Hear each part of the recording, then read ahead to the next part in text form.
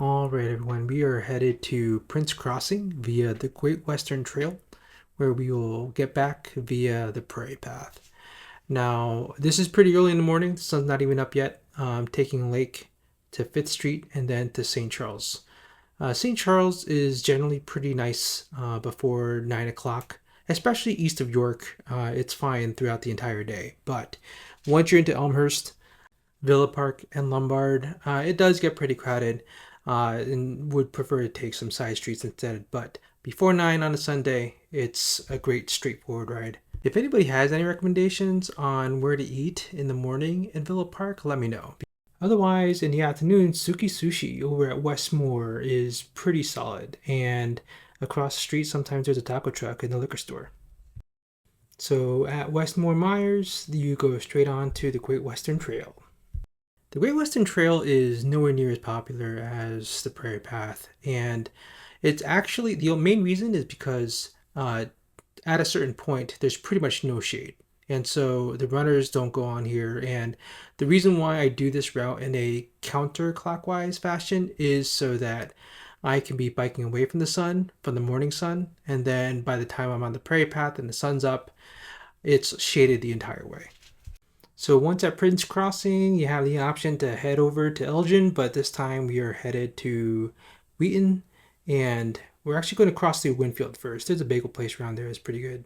But in Wheaton, that's a really great place to stop for some breakfast and just wander around downtown. There's almost always something new that's open there each time I decide to stop there, but definitely check it out. And on Saturdays, their farmers market is particularly good.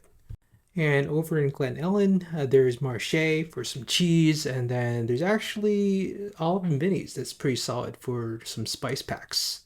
So definitely check that out through Glen Ellen. I don't know any breakfast places around there, so if you have any recommendations, always open to it. But really, if you just see, it's all shaded, and it's just really relaxing. But don't really expect to get some speed through any of here because there's a lot of stop signs. There's a lot of packs of runners, especially later into the summer before the marathon. And in Villa Park, Standard Meadery is a great place to stop at to have some mead and see what pop-up they might have running in the back.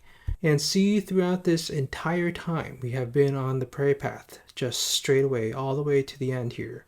And what I'm doing when we get to Mannheim is I'm actually going to take Madison all the way back. And the reason to take Madison is mainly because it's just faster. There's something to be said about riding through the suburbs where the streets might actually be safer, especially in 2 lanes, because people are definitely more alert at stop signs and at traffic lights as opposed to pedestrian crosswalks in a fully residential area. And the other reason to take Madison in is so you can head straight into downtown Forest Park, where this is a fantastic breakfast area. There's Madison Park Kitchen, where you can get the spinach crepes Benedict, which is really satisfying and not too filling. And then there's Al's Grill further down into Oak Park, where you can get the colossal skillet. But today I am rewarding myself with the eggs with peppers and onions, bacon well done, another side of bacon well done, pancakes, butter on top, and a toasted English muffin. I'll see you guys later.